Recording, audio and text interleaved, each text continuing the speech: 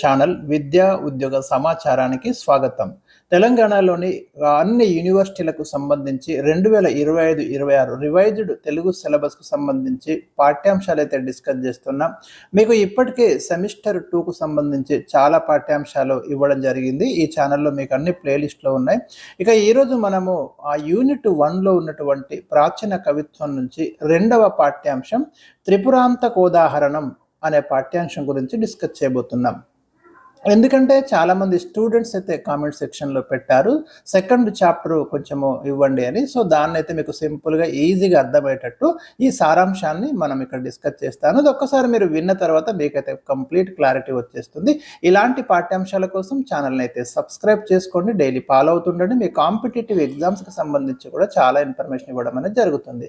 ఇక త్రిపురాంతకోదాహరణం అనే పదం చూడండి. ఇక్కడ మీకు త్రిపురాంతకుడు అనేది ఒక పదం, ఉదాహరణం అనేది ఒక పదం, రెండు పదాలు ఉన్నాయి ఇక్కడ.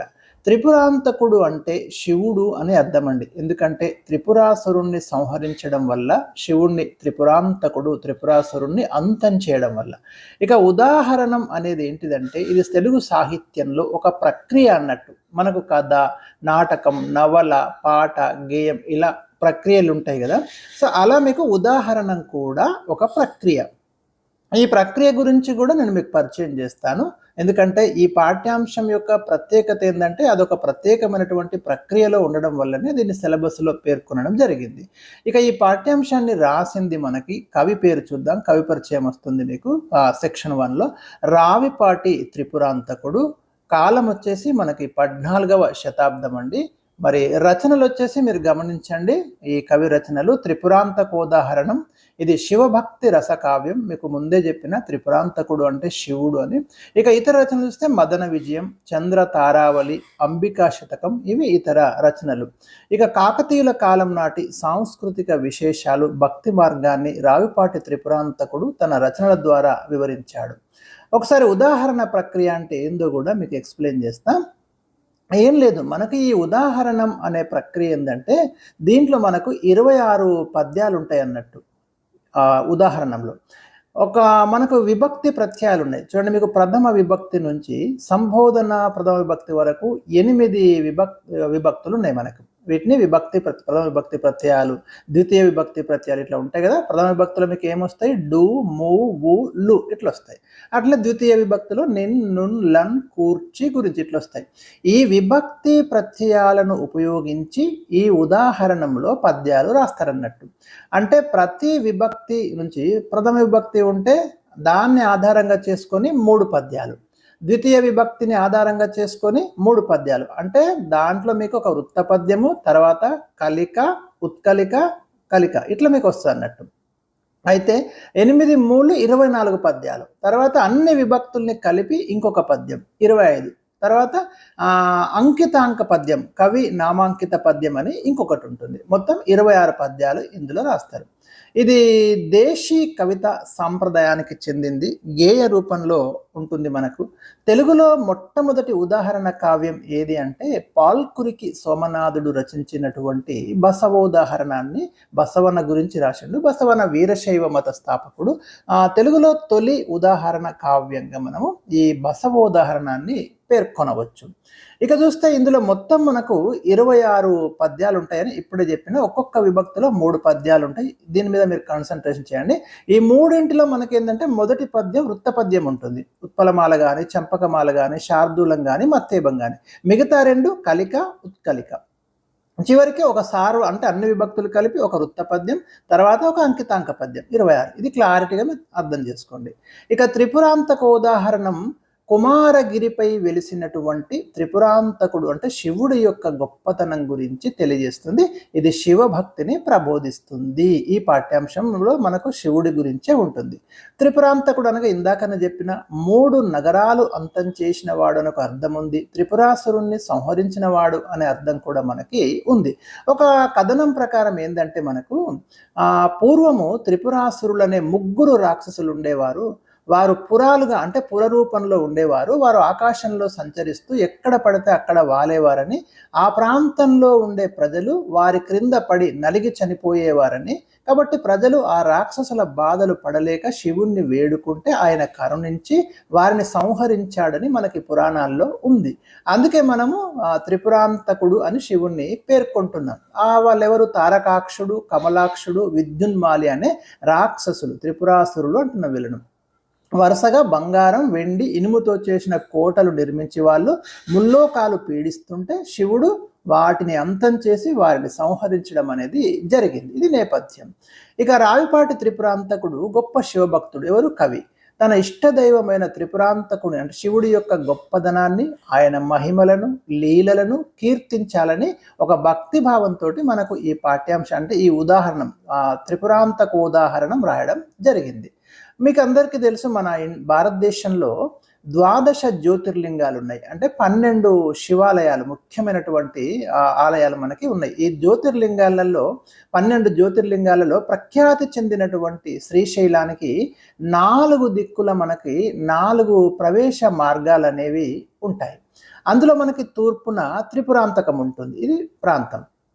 ఈ త్రిపురాంతమునకు అధిపతి ఎవరు? త్రిపురాంతక దేవునిపై ఈ ఉదాహరణం రాయబడింది.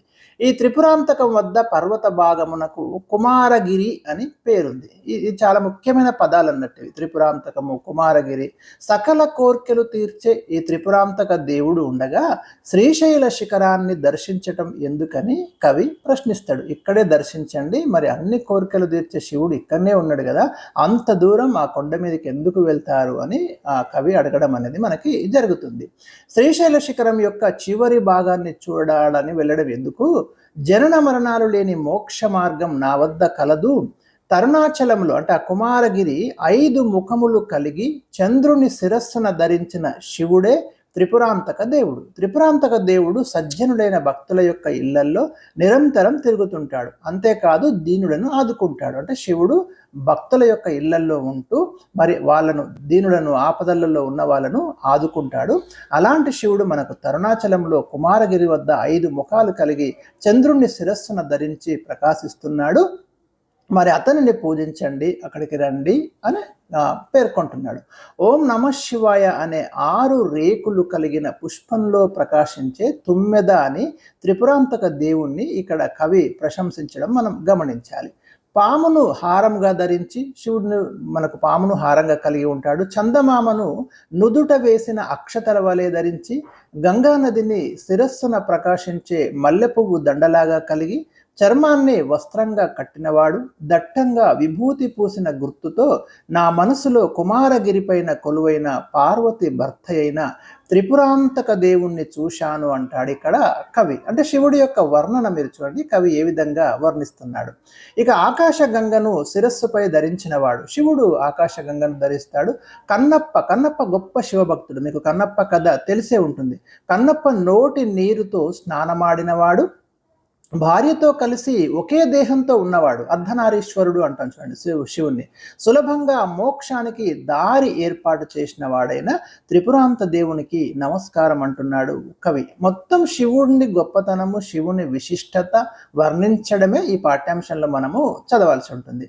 ఇక త్రిపురాంతక దేవాలయంలో ఉన్న ధ్వజస్తంభంపై గల పతాకం కళ్ళతో చూస్తే చాలు మనకు మోక్షం లభిస్తుంది అని చెప్తాడు. దిక్కులనే వస్త్రంగా ధరించినవాడు, శివుని ఆశ్రయించిన వారికి ముక్తిని కలిగించేవాడు. గంగకు జటాజుటమును జడలో గంగ ఉంటుంది. గౌరికి తన శరీరాన్ని త్యాగం చేసిన వానికి నా నమస్కారం అంటాడు ఇక్కడ కవి, శివుడిని అంటే ప్రార్థించడం. ఇక గుండయ్య అనే భక్తుడు ఒకనాడు తిరునీలకంఠ దేవుని గుడి నుండి వస్తున్నప్పుడు దారిలో అతనిపై ఒక భవనం పై నుండి తెలియక ఒక స్త్రీ ఎంగిలి నీరు చల్లుతుంది. ఆ తర్వాత ఆమె తన తప్పు తెలుసుకొని క్రిందికి వచ్చి ఆ భక్తుణ్ణి తీసుకొని పోయి తాను తెలియక చేసిన తప్పును క్షమించమని కోరుతుంది. గుండయ్య క్షమించి ఇంటికి వస్తే గుండయ్య భార్య అతని వైఖరిని కనిపెట్టి సాని ఇంట్లో నుండి వచ్చినావని అతనిపై కోపించి తనను ముడితే తిరునీలకంఠ దేవునిపై ఆనయని ఒక ఒట్టు పెడుతుంది. అట్లా ఈ నియమంతో ఆ దంపతులు 80 ఏళ్ళు ఉంటారు. వాళ్ళు వృద్ధులుగా మారిపోతారు. తర్వాత శివుడు మారువేషంలో వచ్చి వీరికి ఒక పాత్ర ఇస్తాడు దంపతులకి. ఇచ్చి ఏమంటాడంటే ఈ గుండయ్య దంపతులతోటి తాను కోరినప్పుడు మళ్ళీ ఆ పాత్ర ఇవ్వాలని చెప్పి వెళ్ళిపోతాడు. ఆ తర్వాత శివుడే ఆ పాత్రను మాయం చేసి తిరిగి వచ్చి మళ్ళీ దానిని ఇవ్వాలని వీళ్ళని అడుగుతాడు. వాళ్ళేమంటారు, మాకేమీ తెలియదని సమాధానం చెప్తారు. అప్పుడు ఈశ్వరుడు వారిద్దరిని సమీపంలో గల గుండం లోపల దిగి ప్రమాణం చేయాలని పేర్కొంటాడు. వారు ఆ విధంగా చేయగానే వారు యవ్వనంలోకి రావడం అనేది జరుగుతుంది. అప్పుడు ఈశ్వరుడు వారిని 84 సంవత్సరాల వరకు సుఖంగా జీవించాలని ఆశీర్వదించి తర్వాత వారిని తన ప్రమద గణంలో చేర్చుకుంటాడు. అంటే అతన్ని శివుణ్ణి నమ్ముకున్న వాళ్ళకి ఎలాంటి ముక్తిని ప్రసాదిస్తాడనేది మనం ఈ కథ ద్వారా అర్థం చేసుకోవాలి. ఇక రావిపాటి త్రిపురాంతకుడు ఈ విధంగా అంటున్నాడు, మానవులారా, కైలాసానికి పోయే దారి మీకు ఎలాగో తెలియదు, అందుకని తరుణాచలమునకి రండి, అంటే కుమారగిరికి. అక్కడ శివుణ్ణి దర్శిస్తే మీ దుఃఖాలు నశిస్తాయి. ఆ త్రిపురాంతకుని ఆశ్రయిస్తే వారిని ధనంతో రక్షిస్తాడు. త్రిపురాసురుని సంహరించిన వాడు, శివభక్తుల హృదయంలో కొలువై ఉన్నవాడు, అజ్ఞానమనే చీకటిని పోగొట్టే శక్తి గలవానికి నా నమస్కారం అని మళ్ళీ పేర్కొంటున్నాడు. ఇంకా శివుడు దక్షయజ్ఞాన్ని ధ్వంసం చేస్తాడు.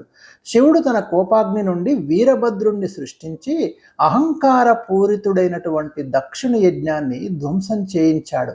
కుమారగిరిపై ఉన్న త్రిపురాంతక స్వామి యొక్క విశిష్టతను వర్ణిస్తూ కవి ఈ విధంగా అంటున్నాడు, బ్రహ్మదేవుని కపాలమే చేతిలో కంచెముగా కలిగినవాడు, ఆదిశేషుని పడగను ఆభరణంగా కలిగినవాడు, తల మీద ప్రకాశించే చంద్రుని కలవాడైన శివుణ్ణి మించిన వారు మరొకరు లేరు. ఎందుకంటే వీళ్ళు వీరశైవము శైవము అంటే శివుణ్ణి బలంగా నమ్ముతారు. మన్మధుని జయించిన వాడు, తన భక్తులను పాలించేవాడు, సృష్టికి మూలమైన వాని యందు నా మనస్సు నిలిపి నమస్కరిస్తాను అంటున్నాడు. ఇక చివరగా శివుడు త్రిపురాసుర సంహారంలో మేరు పర్వతాన్ని ధనస్సుగా చేసుకొని, వాసుకుని తాడుగా చేసి, విష్ణుమూర్తిని బాణంగా చేసుకొని ఆ త్రిపురాసురుణ్ణి సంహరించాడు, రాక్షసుని సంహరించాడని వివరిస్తూ కవి పేర్కొన్నాడు. అంటే ఈ త్రిపురాసుర సంహారానికి సంబంధించి మనకు కొన్ని విభిన్నమైనటువంటి కథలు ఉన్నాయి. మొత్తం మీద త్రిపురాసురులను సంహరించడం వల్లనే శివుణ్ణి త్రిపురాంతకుడు అంటున్నాడు అని మనం ఆలోచించాలి. అంతేకాకుండా నీ వలన మేలు పొందుటకై నీ కొరకు పూజలు చేస్తాను, నీ వల్లనే బ్రహ్మాండాలు జనిస్తున్నాయి, నీతో సాటి రాగల దేవతలు ఎవరున్నారు అని ప్రశంసిస్తాడు. ఇది మనకు ఈ పాఠ్యాంశంలో ఉన్నటువంటి సారాంశం. మొత్తం మీద మనకు శివుడి యొక్క గొప్పతనం, శివుడి యొక్క విశిష్టత ఈ పాఠ్యాంశంలో కవి మరి పొగడ్డము, ప్రశంసించడం అనేది జరిగింది. ఎందుకంటే వీళ్ళు శివభక్తులు, శివుణ్ణి ప్రముఖంగా ఆరాధించే వాళ్ళు. ఆ కాలంలో కాకతీయుల కాలంలో మనకు ప్రధానంగా శైవము, ముఖ్యంగా వీరశైవము కూడా బాగా ఉండడం అనేది మనకి జరిగింది. కాబట్టి మరి ఈ పాఠ్యాంశంలో ఆ త్రిపురాంతకం గొప్పదనము, కుమారగిరి, ఆ తరుణాచలము, వీటి యొక్క గొప్పదనం గురించి, త్రిపురాంతకుడి గొప్పదనం గురించి ఇక్కడ ఇవ్వడం అనేది జరిగింది. ఈ పాఠ్యాంశంలో ఉన్నటువంటి మిగతా సందర్భ సహిత వ్యాఖ్యలు కానివ్వండి మరి తదుపరి వీడియోలో నేను అందిస్తాను. వీడియో నచ్చితే తప్పకుండా లైక్ చేయండి, షేర్ చేయండి.